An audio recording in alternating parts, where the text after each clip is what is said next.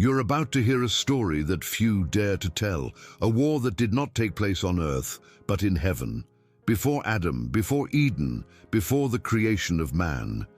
In Revelation 12:7 it is written, "There was war in heaven.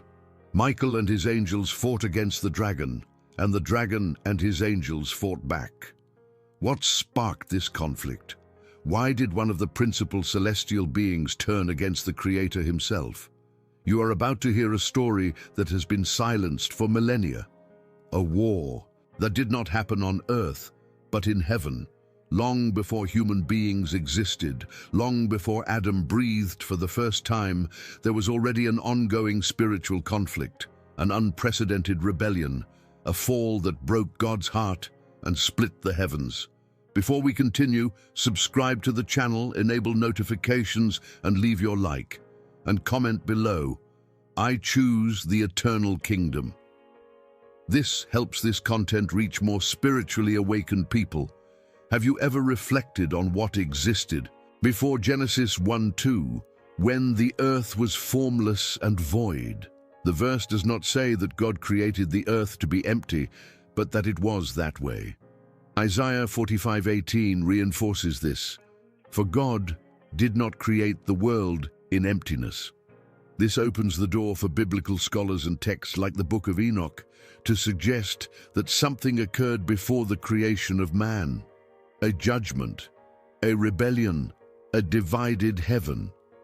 Ezekiel 28 describes an anointed cherub who walked in Eden, on the holy mount of God, filled with splendor until iniquity was found in him. Early Christian tradition associates this figure with Lucifer, indirectly mentioned in Isaiah 14:12, as one who fell from heaven, son of the dawn. The Book of Enoch and the Church Fathers, such as Origen and Tertullian, confirm that before man there had already been an angelic fall. This angelic being, radiant, wise, exalted, began to covet something that did not belong to him: worship. He wanted to ascend above God's stars. Isaiah 14:13, to sit on the Mount of Assembly and be like the Most High. But his pride condemned him. It was the first sin in the universe, not an external act, but an inner desire. And it was this desire that initiated the greatest spiritual battle of all time. But Lucifer did not fall alone. Revelation 12:4 states that his tail swept a third of the stars of heaven and cast them to the earth. These stars are interpreted by many scholars as angels, beings who, influenced by his leadership, decided to follow him in his rebellion. It was not a revolt waged with physical weapons, but a spiritual rupture, an insubordination against the eternal order of God. The Book of Enoch delves into this moment further, especially when discussing the watcher angels who descended to earth in the days of Jared. Although this event occurred after the creation of man, the spirit of rebellion had already existed beforehand. In Enoch 6, an alliance is described made by 200 angels on Mount Hermon, led by Semjaza. They left their celestial dwelling to corrupt creation with their own desires, echoing the first rebellion in heaven. However, even before these angels fell, the celestial war had already erupted. Michael, the archangel mentioned in Daniel 10:13 and Revelation 12:7, rose with the angels faithful to God to confront the revolt. Apocalyptic and patristic tradition sees him as the commander of the heavenly army, the defender of the divine throne. It was not a battle as we know them, but a separation between light and darkness, between loyalty and pride. This war did not result in the destruction of heaven, but in an expulsion. Luke 10:18 records Jesus' words, "I saw Satan fall like lightning from heaven. He and his followers were cast out, not directly to hell, but to lower regions, where they continue to operate, as stated in Ephesians 6:12, against the rulers of this dark world, against the forces of evil in the heavenly realms." This expulsion marked the beginning of a new phase in the divine plan. With the fall of Lucifer and the rebellious angels, a gap appeared in the celestial kingdom. Rabbinic tradition and the writings of authors like Irenaeus and Hippolytus suggest that the creation of man was, in part, a response to the rebellion. Genesis 1 does not begin with the absolute origin of everything, but with the restoration of the earth, which already existed formless and void. Something had occurred before the command, "Let there be light." The Apocalypse of Eur. Moses, also known as the life of Adam and Eve, relates that Satan refused to bow before the man, created in the image of God. According to this text, Lucifer's pride intensified when he saw that the human being would receive a place of honor. He said, "I am fire and spirit. I will not bow down to clay." It was this disdain that pushed him even further into his rebellion against the Creator. This refusal to submit reveals more than pride. It demonstrates the central conflict of the story: envy. The envy of the position that man would receive, of the intimacy he would have with God. In the book of Enoch, there is a suggestion that the fallen angels observed creation with covetousness, desiring to dominate the earth. Man, made from dust, would become the heir to eternal promises. This ignited the hatred of the rebels, and so from the very beginning, man became the target. The serpent of Eden, identified with Satan in Revelation 12:9, did not appear by chance. It was part of the earlier story, a being already condemned yet still active. Its objective: to destroy what God loved, to corrupt the divine project from the very start. It was not merely a temptation, it was a strategic attack within a much older war. The serpent in the garden was more than an animal. In Genesis 3, it appears as more cunning than any of the wild animals, but its identity goes beyond that. Revelation 12:9 clearly calls it the great dragon, the ancient serpent, called the devil and Satan, who deceives the whole world. This confirms that the one who tempted Eve was not merely symbolic, it was a fallen entity, fully aware of the rebellion it had sparked in the heavens. What happened in Eden was just another chapter of the war that had begun in heaven. Satan did not try merely to corrupt man. He intended to use him as an instrument to wound God. By leading Eve and Adam into error, he introduced sin into the world, a spiritual rupture that would affect all of creation. Romans 5:12 declares that through one man's sin entered into the world, and death through sin. This had been his strategy from the very beginning. Yet, even after man's fall, God did not withdraw. Genesis 3:15 brings forth the first messianic prophecy, known as the Proto-Evangelium. "And I will put enmity between you and the woman, and between your offspring and hers. He will crush your head, and you will strike his heel." Here, God reveals that the spiritual conflict would continue for generations until it culminated in the victory of that descendant, the Messiah, over the enemy. This promise became Satan's obsession. From that moment on, he would seek to corrupt the promised lineage, to prevent the birth of the Redeemer, to destroy the plans of the Most High. The Book of Enoch describes how the fallen angels interfered with humanity, fathering the Nephilim, giants and corruptors of the earth. It was a plan to interrupt the promise made in Eden, and the world, once again, descended into chaos. In chapter 7 of the Book of Enoch, details are provided about what the fallen angels did after descending to earth. They taught men sorcery, astrology, the use of weapons of war, and occult practices. Their human wives bore giants, the Nephilim, who devoured everything around them until they turned against mankind. Genesis 6:4 confirms this narrative. "In those days the giants were on the earth, when the sons of God went to the daughters of men. The earth quickly filled with violence, corruption, and blasphemy." Genesis 6:5 declares, The Lord saw how great the wickedness of the human race had become on the earth, and that every inclination of the thoughts of the human heart was only evil all the time. This was the reflection of the spiritual chaos initiated in heaven, now materialized in creation. Consequently, God decided to intervene with severity. Judgment would come in the form of a flood. But before the flood, there was judgment in heaven. The book of Enoch records that the watcher angels pleaded for forgiveness, sending Enoch as an intercessor. However, God was clear there would be no return for them. They were chained in the abyss, as described in Enoch 10, bind Azazel hand and foot and cast him into the darkness. This echoes 2 Peter 2:4. For God did not spare angels when they sinned, but cast them into hell and committed them to chains of gloomy darkness. The abyss, or Tartarus as Peter calls it, became the spiritual prison for these angels.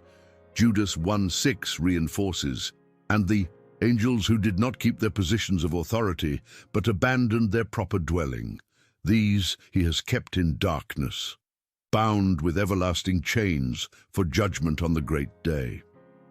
This imprisonment is not final. It is a waiting period, a marked time, when everything will be restored and the rebellion finally crushed. The flood was not merely a punishment, it was a purification. God chose Noah, a righteous man among his generation, to preserve the human lineage and to start anew. Genesis 6:9 states that Noah was a righteous man, blameless among the people of his time. Noah walked with God. The ark, beyond being a physical refuge, represented the fulfillment of God's promise. Even in the midst of the chaos caused by the angelic rebellion, the plan of redemption would prevail. With the end of the flood, the Nephilim vanished, at least in their original form. However, echoes of their presence remain in later accounts. Numbers 13:33 mentions the Anakim, descendants of giants. We saw the Nephilim there, the descendants of Anak, and we were like grasshoppers in our own eyes. This suggests that somehow the spiritual corruption persisted among peoples. The enemy did not give up. Satan continued his work, now no longer as a visible leader, but as a subtle influencer. The New Testament calls him the ruler of this world, John 14:30, and the God of this age, 2 Corinthians 4:4. His war assumed new forms: idolatry, perversion, and empires dominated by spiritual forces. Revelation 2:13 says, "Where is the throne of Satan?" This indicates that he is still seeking territories, structures, and influence. The spiritual battle, therefore, did not end with the expulsion of the fallen angels. It migrated to the earth. Ephesians 6:12 is clear. For our struggle is not against flesh and blood, but against the rulers, against the authorities, against the powers of this dark world, and against the spiritual forces of evil in the heavenly realms. The same beings that once rebelled in heaven now operate here, attempting to distance man from God and thwart the fulfillment of the messianic plan. But their time is numbered. And the next stage of the war was already prophesied. Since Eden, God had promised a Redeemer. The war that began in the heavens was now taking on a new form. The birth of the Messiah would be the turning point. Galatians 4:4 states, "But when the set time had fully come, God sent his Son, born of a woman." This coming was the direct fulfillment of the prophecy in Genesis 3:15, the descendant of the woman who would crush the serpent's head. It was the blow that Satan had feared from the very start. Throughout Jesus' life, we see the direct manifestation of spiritual forces in opposition. Demons recognized his authority, Mark 1:24, attempted to hinder him, Matthew 4, and conspired against his mission. The cross, for many, seemed like defeat, but Colossians 2:15 declares the opposite. And having disarmed the powers and authorities, he made a public spectacle of them, triumphing over them by the cross. It was there that the celestial victory began to manifest on earth. With Christ's resurrection, the destiny of the war was sealed. Although the battle continues, its end has been determined. Revelation 20:10 reveals the final judgment. And the devil who deceived them was thrown into the lake of burning sulfur. But before that, the conflict continues on spiritual levels, and the followers of Christ are called to remain steadfast as soldiers in an invisible yet real army. That is why Peter warns, "Be alert and of sober mind. Your enemy, the devil, prowls around like a roaring lion looking for someone to devour." 1 Peter 5:8. The spiritual war is not over. But now, every Christian, clad in the armor of God, Ephesians 6, participates in this cosmic battle, not as a mere spectator, but as an active combatant in the plan of redemption. Today, we live what many scholars call the final stage of the spiritual battle. Jesus warned that the world would be like the days of Noah, Matthew 24:37, days marked by corruption, violence, and demonic influence over humanity. It is as if the echoes of that ancient rebellion were returning with greater force, setting the stage for the culmination of the war that began before the earth. Revelation gives us a clear portrait of the end times. In Revelation 13, two beasts appear, one from the sea and another from the earth. Both receive power from the dragon, which is identified as Satan. It is a global union of spiritual, political, and religious forces that will deceive multitudes. The world will turn its eyes to a new leader, but behind him will lurk the same spirit of rebellion that began in the heavens. Meanwhile, the true church is called to remain vigilant. Revelation 12:17 says that the dragon was enraged at the woman and went off to wage war against the rest of her offspring, those who keep God's commands and hold fast their testimony about Jesus. This is the invisible reality that many ignore. The conflict between those who serve the Lamb and those who follow the beast is ongoing, even as we speak. In this scenario, the signs emerge: increasing apostasy, persecutions, spiritual deceptions, and promises of global peace disconnected from biblical truth. 2 Thessalonians 2 speaks of the mystery of lawlessness that is already at work, preparing the way for the man of lawlessness. All indications are that the celestial war is about to reach its climax, the moment when divine justice will finally be revealed to the entire world. Revelation describes the final battle in symbolic and powerful language. In Revelation 19, the heavens are opened, and a rider appears on a white horse. His name is Faithful and True. He judges and wages war with justice. His eyes are like blazing fire, and from his mouth comes a sharp sword. It is Christ returning, now as a warrior, to defeat once and for all the forces of darkness. The following chapter, Revelation 20, describes the enemy's fate.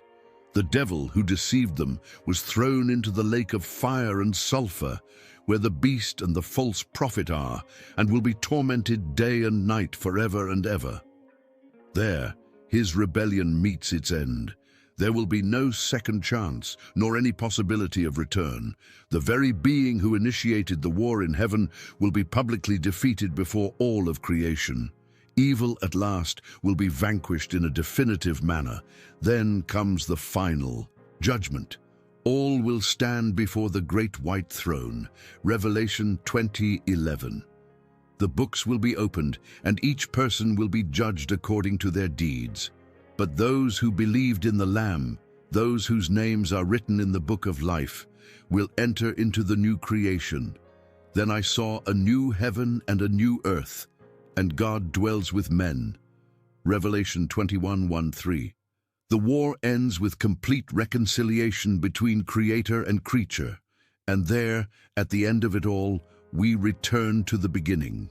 But without sin, without death, without pain. Evil which arose from pride in the heart of an angel will exist no more. The first war has ended. God's glory will fill everything, and the saved, redeemed by the blood of the Lamb, will live forever in a realm of justice, peace, and truth, just as it was in the beginning, but now eternal. This is not just an ancient story. It is the origin of every struggle you feel even today. Because this war, one that began in heaven, traversed Eden, contaminated the earth, and was won on the cross, still reflects within each one of us. Every thought, every choice, every inclination of the heart is part of an invisible battlefield between light and darkness. Many live without realizing that they are at war. They ignore that there are spiritual forces at work in silence, twisting truths, destroying families, and pushing hearts away from God. But those with discernment, those who know the scriptures, understand nothing happens by chance. Nothing is beyond the control of a God who, even permitting the rebellion, had already decreed its end from the very beginning. That is why today is a time to awaken, to put on the armor of God, as taught in Ephesians 6, to watch, to pray, and to walk in holiness, because the same Jesus who triumphed on the cross will return in glory. And when he comes, he will not come to be crucified, but to reign, with justice, with power, and with redemption for those who remain faithful. The story of the First war in the heavens is in fact the prelude to the final victory. Your life is also part of this narrative. So now I ask you, which side are you on? If this message spoke to you, write in the comments, "I choose the eternal kingdom." And don't forget to leave your like, subscribe to the channel, and hit the bell so as not to miss any revelation. Share this video with someone who needs to awaken spiritually, because the war was real, but the victory is already written.